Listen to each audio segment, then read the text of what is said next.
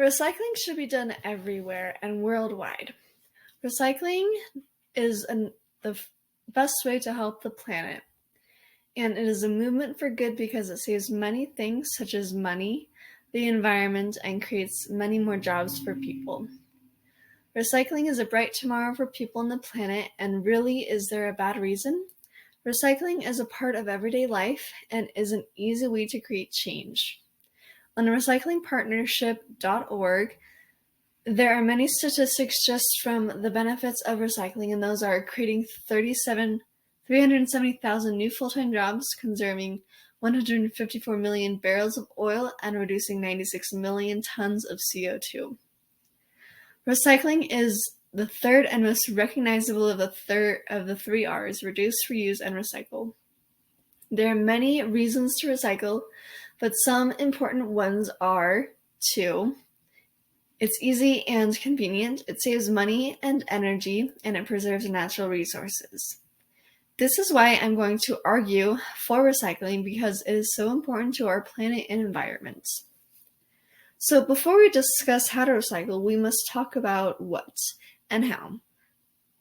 So you may be asking yourself what items to recycle.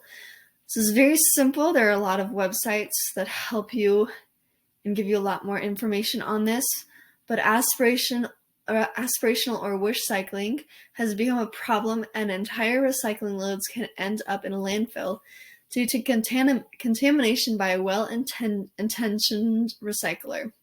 So educate yourselves and become familiar with the basic rules of recycling so your good intentions aren't wasted. So there are 5 groups of recycling, which are paper, cardboard, plastic, aluminum, slush metal, and glass. In some areas, glass recycling is not okay, so it is important to check in your local community. When recycling, it is also important to ensure that your recyclables are empty, clean, and dry. What to recycle will be used again, so you want to make sure the condition allows that. Even though there are many things you can recycle, there are things that can't be recycled as well. Things that can't be recycled are appliances, electrical items, toys, food, and dangerous items such as blades and syringes.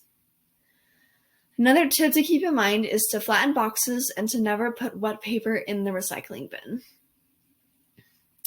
In addition to knowing what to recycle, there are other daily habits that can make recycling easier. For instance, you could go to the grocery store and ask for paper bags instead of plastic. You may ask who argues against recycling, as it is so important. There are about 10 main reasons for anti-recycling, and those are: recycling can cost too much money, recycling should pay for itself, recycling doesn't save trees or other natural resources, there is no landfill crisis, landfills and incinerators are safe, if recycling makes sense, the free market will make it happen, there are no markets for recyclables, and we are already recycling as much as we can, and recycling is a burden on families. From 1988 to 1996, the number of municipal curbside recycling collection programs climbed from about 1,000 to 8,817, according to Biocycle magazine.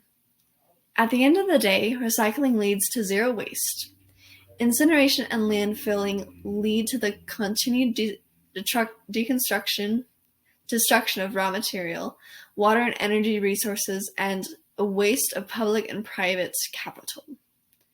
So how do we then create recycling habits? It's very easy to do. You just follow some simple steps that scientist and researcher Dr. Wendy Wood recommends.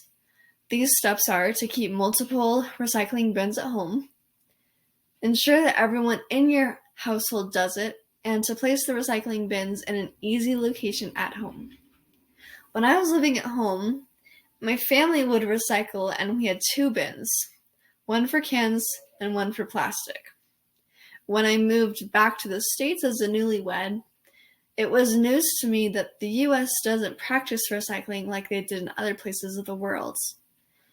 So when I initially moved to the US, I would still act like I was recycling myself and put the recyclables in like a different trash bag. And then my husband told me that's not how I do it, and so I've changed that. But I still wash out my cans and plastic containers today before throwing them away. So in conclusion, why should we recycle?